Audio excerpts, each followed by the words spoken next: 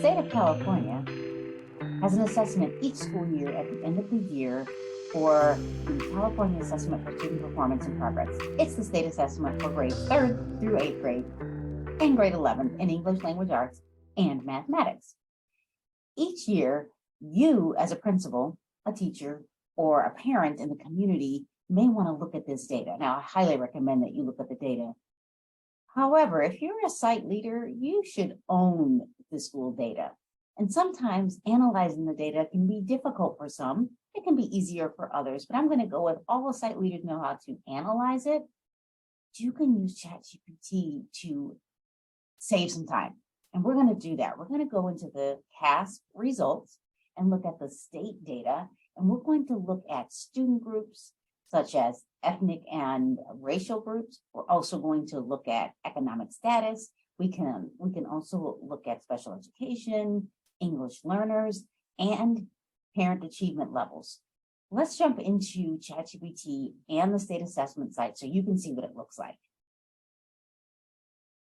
This is the state assessment for the state of California. It's called CASP and LPAC. If you wanted to go to the actual site, it looks like this at the beginning.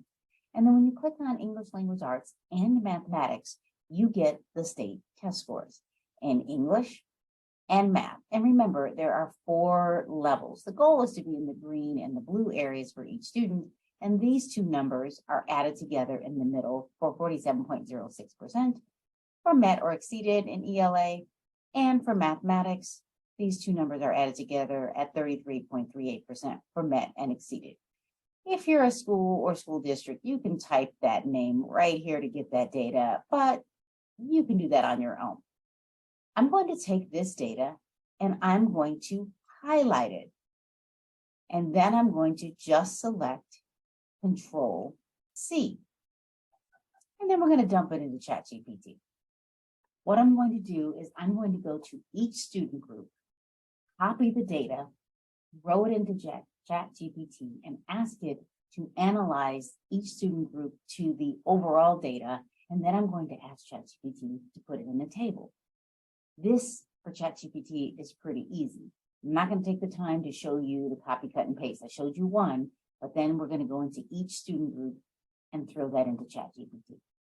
The student group data that I used were ethnic and race groups, Asian American, Native American, African American, Black, Latino, Hispanic, white, and I also used our 2 or more races, economically disadvantaged, and female and male student groups. I threw that into ChatGPT, and I'm going to show you what this looks like. It's messy when you first paste it into ChatGPT. Look at how messy this is. I wrote a response, analyze the following state of California data for the California Assessment for Student Performance and Progress, CASP, compare each student group to the overall data, and place the data in tables using rows and columns. Now, the first thing is ELA, and this is for all, and I probably want to put all data. And then jump down, and you can see that it's messy because just trying to find the next student group is difficult. There it is. I have Asian data. Let's see if I can find the next student group, African American, and so on, and Filipino data. It's just messy the way it's in here. So I'm going to go ahead and enter this data by just selecting this little airplane. You can select enter too. And what's nice is that it's using markdowns. It has a bold, but it immediately put this data in for a table first, which is nice. It's giving you it based on each levels and all students, Native American, Asian, African, and you saw how messy this was. Like I just put it in there any kind of way, and this is what occurred. And it did it for ELA, did it in markdowns, meaning it has bold and a table, and it bolded this first table and the second table. Now, I did ask it to analyze the data, so we're going to have to see if it will actually analyze the data. Now, it didn't finish it. It did do met or exceeded here, but it didn't finish. So I'm going to say continue.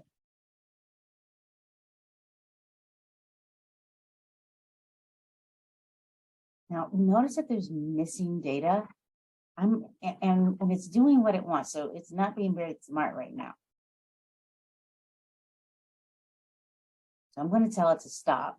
Actually, no, I'm just going to let it do what it's doing. And I'm going to ask it to fix the problem, because now it's analyzing the data without finishing what I asked it to do. It didn't take the mail data and finish it here in the table.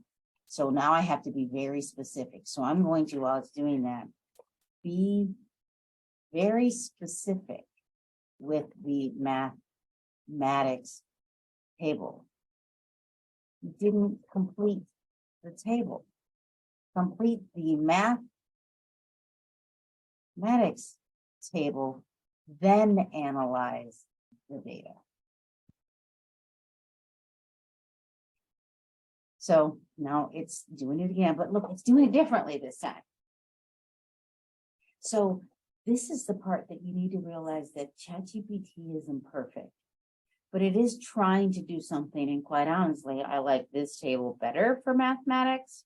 Now I'm going to tell it, do this same style table for ELA. Because now it's, and then analyze ELA. Let's see if it'll do it the way I want it. Okay, nice. And what's really nice is that it did something that I wasn't even considering it doing. It put in the met or exceeded standard for ELA. It added this one and this one together, which is nice. Now I could ask it to redo the columns and put this first, but I'm okay with where it is. And now it's analyzing it. Now, if you notice, it's saying over here on the left, history is temporarily unavailable. Temporarily unavailable. We're working to restore this feature as soon as possible. So I already know that I'm going to have to copy, cut, and paste this. But before I do this, I want to show you something. Now I'm going to ask ChatGPT to create a tier 1, 2, and 3 plan based on student groups, based on the history of America with inequitable situations, history, implicit and explicit bias, traumas, behaviors, and then I'm going to ask it to create that plan for each student group. Let's see what happens. I asked ChatGPT to create a statewide plan to address the inequities, spell that right. Create a student learning plan for each student group. Be equitable. Equitable is being defined as to do what is needed for the student group based on the history of the United States and consider implicit and explicit. That's not explicit bias, student trauma and behaviors. Build a tier 1, 2, and 3 plan. So we have 3 for students and consider each level 4, 3, 2, 1, 4, 3, 2, and 1 on CAS for ELA and mathematics. Let's see what happens. Statewide plan to address inequities. To address the inequities in student achievement in California, the state must implement a comprehensive plan that focuses on providing equitable opportunities for all students, regardless of race, ethnicity, or social status. The plan should include, and it gives increasing access to quality instruction, provide equitable resources, addressing implicit bias, addressing trauma. Student plan, tier 1, for students performing at level 4, for students planning at level 3, and for students for tier 3, for students planning at level 2 and 1. And I would have argued that for tier 1, that this should have been for 4, 3, 2, 1. And now I'm going to tell it that I'm going to define tier 1, 2, and 3 and see what happens. I updated this because I noticed that ChatGPT did not address the student groups. So define tier 1 as what all students need first. Tier 2 is where students who may need support in areas that are a deficit in ELA and math. Tier 3 is for students that are not making progress. Again, do a plan for each student group. And I probably should put i.e. Asian, African American, Black, white, economically disadvantaged, for example. And now I'm going to complete this. And then I said, remember that equity does not mean the same. Equality means that all students should be treated like humans and feel like they belong. Equity are the resources, tools, and strategies used for each student group. Now, I will put these prompts in the description so you can grab them for your school.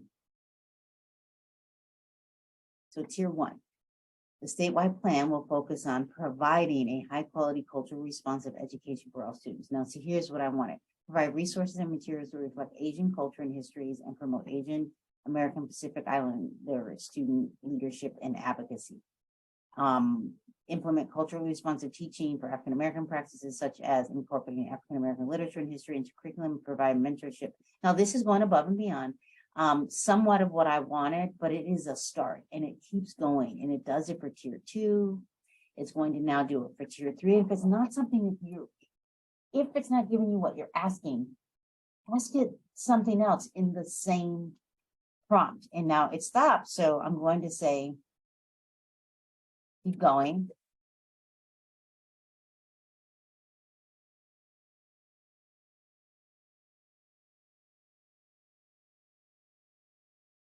And now what I noticed is that now it's breaking it apart differently. And I am sure that because ChatGPT is overloaded, but it's not doing it the same way. So it broke it down by tier 2 and did it by group. Here is saying tier 1 just for the Asian students. And I'm going to let it keep going as I wait to see what happens. Use ChatGPT as a resource. As administrators, you are overloaded. As teachers, you're overloaded too. Use it as a tool. You could write this whole plan out. I am confident that you can. You can allow ChatGPT to do some thinking for you and with you, and then you can edit it to where you can showcase it for your parents. It should be a fun activity that you do after school, before school. Just think about how much time you'll save by using ChatGPT to have a dialogue with a peer. It's a collective conversation. Yes, ChatGPT does not have an emotional background. However, but it will get you some work done very, very quickly.